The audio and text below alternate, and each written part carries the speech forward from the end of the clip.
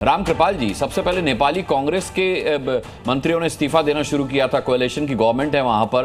क्या ये राजनीतिक है वहां पर जो कुछ चल रहा है, या फिर इसके पीछे विदेशी ताकतों के होने का भी अनुमान आप लगा रहे हैं?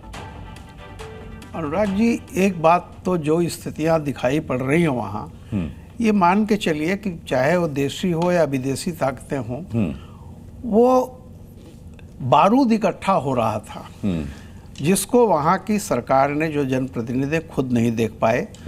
और जब जिस तरह की हालत नेपाल की थी, बेरोजगारी बिल्कुल चरम पर थी, आज भी है वहाँ पे, उद्योग धंधे कोई उस तरह के हैं नहीं, आप जानते ही हैं नेपाल की हालत जो थी।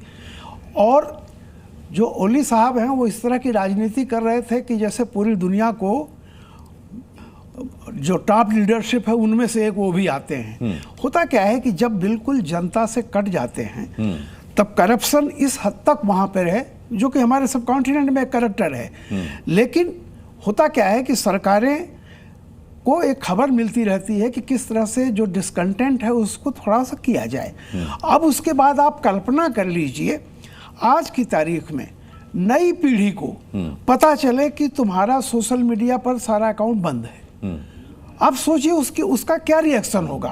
सरकार नौकरी नहीं दे रही और सोशल मीडिया से कमाई भी बंद। आज की तारीख में ये देखिए, आज की तारीख में चाहे हमें हिंदुस्तान में देख लीजिए, किसी को भी थोड़ी देर के लिए अगर बंद हो जाता है कोई चीज, तो आप चाहे व्हाट्सएप हो चाहे कोई भी चीजें हो, इंटरनेट डाउन हो जाता है। तो दिक्कत क्या है कि ये जो पीढ़ी, पुरानी पीढ़ी है, ये समझ नहीं पा रही है कि ये जो कुछ है, अभिव्यक्त की आज़ादी को, उसको कंटेंटमेंट को, जो डिसकंटेंट है लोगों के अंदर से, एक तरह का वो है, आक्रोश है, उसको बहुत हद तक वो इस पे भी निकालते मतलब रहते कह सकते हैं सोशल मीडिया की ताकत, सोशल मीडिया की ताकत। आपने उसको बंद कर दिया। और उसके बाद अगर आपको ये होता, कम से कम उनको, ओली साहब को ये सोचना चाहिए था, या उस हाई कोर्ट को या सुप्रीम कोर्ट जो भी उनकी हो, जिसने ये किया। दिक्कत क्या है कि जब आप पीढ़ियों का गैप होता, आप समझ नहीं पाते हैं कि आज की मॉडर्न जनरेशन, चाहे वो नेपाल की हो, चाहे भारत की हो, चाहे बांग्लादेश की, श्रीलंका की हो, वो अभिव्यक्त की आज़ादी का वो मजा चख चुकी है, जिसमें उसके डिसेंट को अपना वो गाली दे करके चाहे जैसे भी करती है। और उसके बाद आपने कहा, उसको सही ठहराने का काम किया। और उसके बाद जो 20 लोग मारे गए हैं, देखिए, उसके बाद आप किसी अनुशासन या किसी राष्ट्रहित, इस पीढ़ी से कम वो उम्मीद नहीं कर सकते।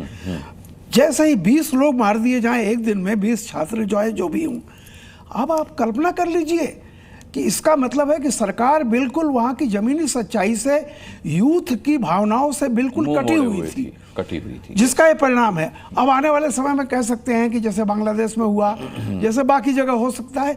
लेकिन मैं फिर कहता हूं कि बारूद होगा तो ही कोई तीली फेंकेगा, बारूद नहीं होगा, अगर पानी है तो कोई कितना भी उसमें आग लगाने की कोशिश करे, बारूद इकट्ठा किया नहीं, बिल्कुल। ये जो बारूद इकट्ठा हो रहा था, उसको एक मौका मिल गया। अब उसमें ये तो बाद में पता चलेगा कि कौन सी लाबी है, क्या नहीं है। अभी जैसे वो चाइना गए थे ओली, अब वहाँ पे जो मतलब एक ये भी निकाला जा रहा है कि जिस तरह से आपको भज में दुनिया संवार रहे हैं, कभी घर की खबर नहीं है।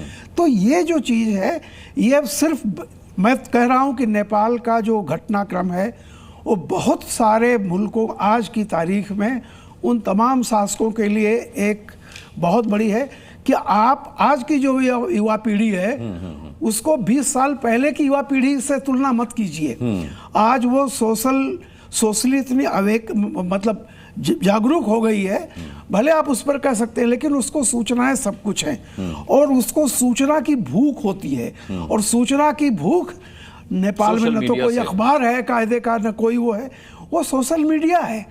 ये, इस पर कोई कदम उठाने से पहले 100 बार सोचना चाहिए। ठीक है, ठीक है। अरविंद मोहन जी, अब सवाल ये है कि क्या ये सिर्फ वहाँ का जनाक्रोश है, क्या ये सिर्फ वहाँ का पॉलिटिकल जो है वो कन्फ्यूजन है जिसकी वजह से ये हुआ, वहाँ का भ्रष्टाचार है, या फिर कुछ जानकारों को मैं सुन रहा था वो इसका कनेक्शन बिहार इलेक्शन से भी जोड़ रहे थे?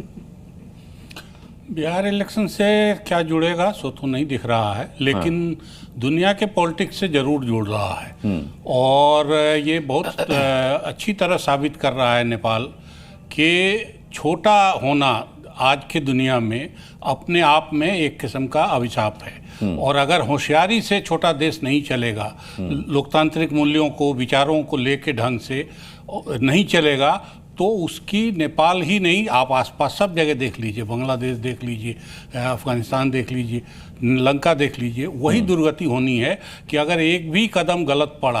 अब मैं मानता हूं कि वो बैन करना अपने आप में भारी बेवकूफ़ी थी, लेकिन उससे ज़्यादा बड़ी बेवकूफ़ी गोली चलवाना था।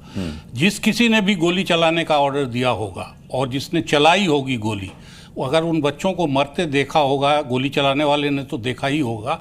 मुझे नहीं लगता कि अब कोई शासक आके उसको ऑर्डर देगा कि गोली चलाओ तो वही जवान फिर गोली चला सकता है, क्योंकि चलाने वाले की नैतिक सत्ता, राजनीतिक सत्ता जीरो हो गई है, वो अपने आँख से देख रहा है। और बच्चों की सत्ता और डेमोक्रेसी की सत्ता और विचारों की आज़ादी की सत्ता ऊपर आई है इस हत्याकांड से। तो इसलिए अगर राजनीति विचारधारा से इस तरह से घालमेल जिस तरह से नेपाल लगातार कर रहा था पिछले काफ़ी समय से, कांग्रेस से लेके राजशाही के सपोर्टर पार्टी, कम्युनिस्ट पार्टियां, क्रांतिकारी लोग उसमें भी खास तौर से, उन सब का आचरण नेपाल ने देख लिया है। और सबको ये लगता होगा कि हम कोई बहादुरी कर रहे हैं, जैसे ओली साहब के बारे में अभी कहा जा रहा है कि अपने को सबसे ज्ञानी मानते थे, और अभी चीन वाले परेड में शामिल होकर वो भी ये बता रहे थे कि नया वर्ल्ड ऑर्डर बन रहा है, उसमें हम चीन के साथ होकर कुछ ज़्यादा गोली मार लेंगे, पोजीशन पा लेंगे। उनको समझ आ गया होगा, और समझ आ गया तभी भागते फिर रहे हैं। तो इसलिए इस दुनिया में अब अगर छोटे आप हैं तो आपको बहुत, यूरोप के देशों में बहुत आसानी से आप देख सकते हैं कि कैसे डेमोक्रेसी फंक्शन करती है, कैसे लोग चला। लेकिन हमारे यहाँ के नेताओं को अभी वो अकल नहीं आई है, और आप चीन और अमेरिकी इन्फ्लुएंस बहुत साफ देख सकते हैं नेपाल में। भारत का इन्फ्लुएंस बार बार कह के भारत को अपमानित करने की कोशिश नेपाली नेताओं ने भी की है कि राजशाही के सपोर्टर हैं और इनके हैं, और कोई बयान दे देता है। पिछली दफ़े राजशाही के सपोर्ट में जब आंदोलन हुआ तो योगी जी का पोस्टर वहाँ दिख गया, किसने दिखाया, किसने बनाया, ये अलग, लेकिन सब ले दे के आरोप बार बार भारत पर आ जाता था। अब की दफ़े भारत तो कहीं नहीं है, लेकिन बहुत साफ लग रहा है कि सोशल मीडिया के बैन में भी चीन वर्सेज अमेरिका चला, और चीनी टिकटैक को छोड़ दिया गया, बाकी सबको बैन किया गया। बल्कि इस कॉल देने वाले एनजीओ के बारे में भी माना जाता है कि उसकी अमेरिकी कंपनियों की फंडिंग है। तो इसलिए चिंगारी कौन लगाता है ये इम्पोर्टेंट, ये भी इम्पोर्टेंट है।